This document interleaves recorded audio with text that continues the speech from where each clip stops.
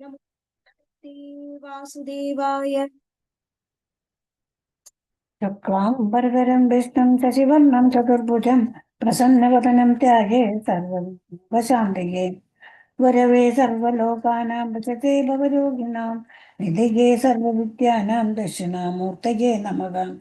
जन्मादस्य यदोऽन्वयातिरदच्चार्थेष्वभिघ्नस्वराट् तेने ब्रह्महृदाय आदिकवये मुह्यन्ति यत्सूरयः।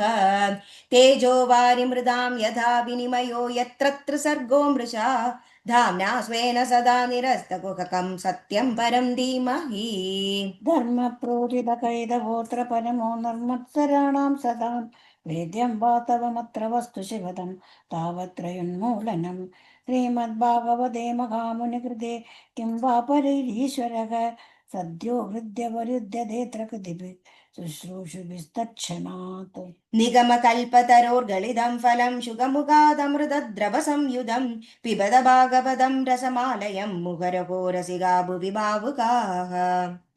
नारायणं नमस्कृत्यं नरं चैव नरोत्तमं देवीं सरस्वतीं व्यासं ततो जयमुदीरयेत्। यं प्रव्रजन्तमनुपेतमपेतकृत्यं द्वैपायनो विरककादर आजुहाव पुत्रेदि तन्मयतया तरवोभिदेदु तं सर्वभूतहृदयं मुनिमानतोऽस्मि।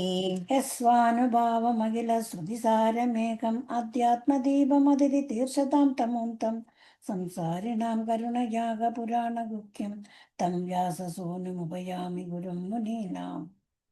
मूगं करोति वाचालं पङ्गुं लङ्घयते गिरिं यत्कृपातमहं वन्दे परमानन्दमाधवम्।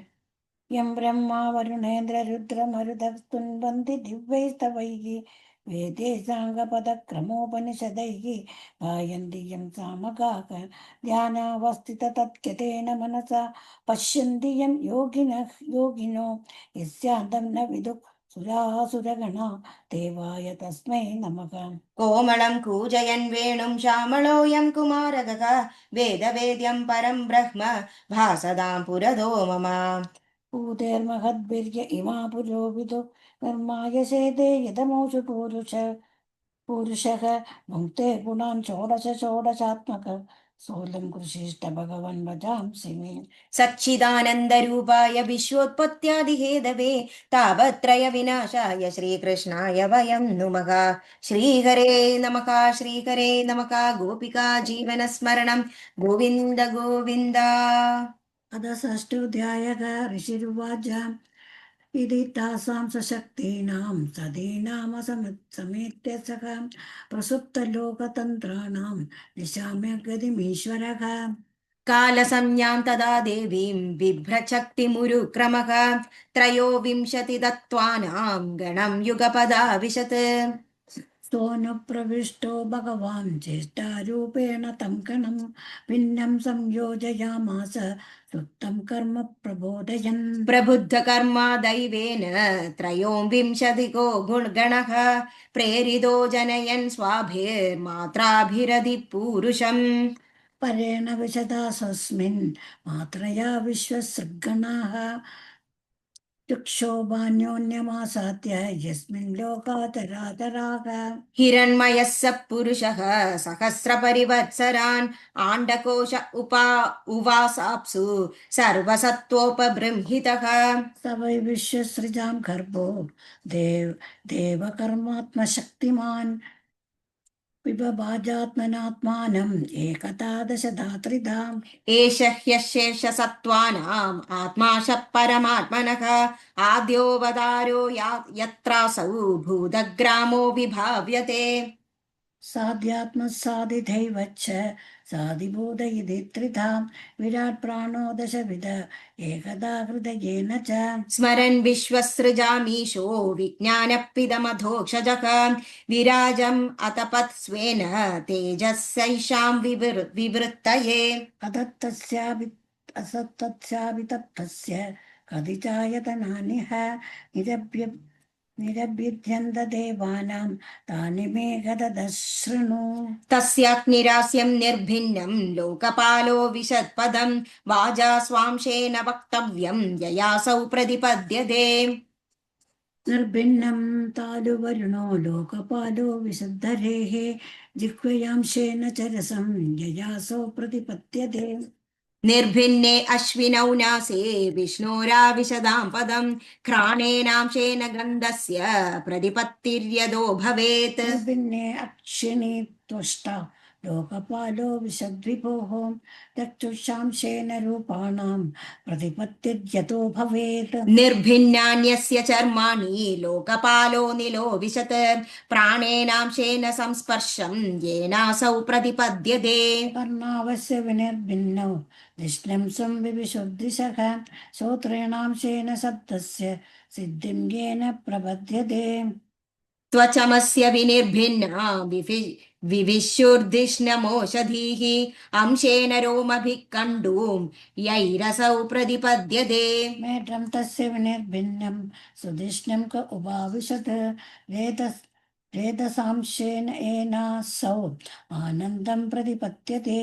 गुदं पुंसो विनिर्भिन्नं मित्रो लोकेश आविशद् पायुनांशेन येनासौ विसर्गं प्रतिपद्यते ഹസ്താവസ്യ വിനിർഭിന്നാവിന്ദ്രസ്വർപ്പതിരാവിശത് വാർത്തയാംശേന പുരുഷോ യയാ വൃത്തിം പ്രബധ്യത്തെ.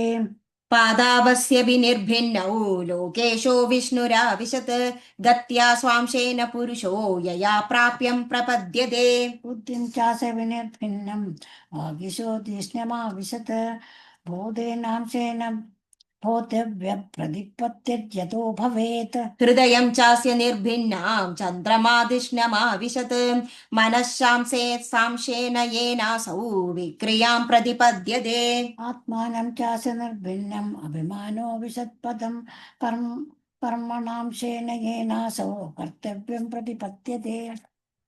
सत्त्वं चास्य विनिर्भिन्नं महान्धिष्ण्यमुपाविशत् चित्तेनांशेन येनासौ विज्ञानं प्रतिपद्यते ശീഷ്ണോസ്യ ധ്യോർധരാപദ്ഭ്യാം കം നാഭേരുതപദ്യത ഗുണാനാം വൃത്തയോ യേഷു പ്രദീയന്തെ സുജാതയഃ.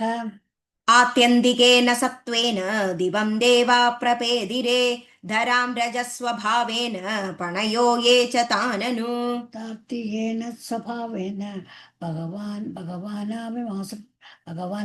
ഭഗവാനാഭിമാശ്രിതഃ ഉഭയോരന്തരം വ്യോമ യേ രുദ്ര പാർഷദാം ഗണാഃ. मुखतो वर्तद ब्रह्म पुरुषस्य कुरुद्वः यस्तून्मुखत्वाद्वर्णानां मुख्यो भूद्ब्राह्मणो गुरुः ബാഹുഭ്യോ വർത്തത ഛത്രം ക്ഷത്രിയത്തദനുവ്രതഃ യോ ജാതത്രായത്തെ വർണ്ണാൻ പൗരുഷക്കണ്ഡകശതാത്. विशो वर्तन्द तस्योभो लोकवृत्तिकरीर्विभोः वैश्यस्तद्भुतवो वार्तां नृणां यः समवर्तयत्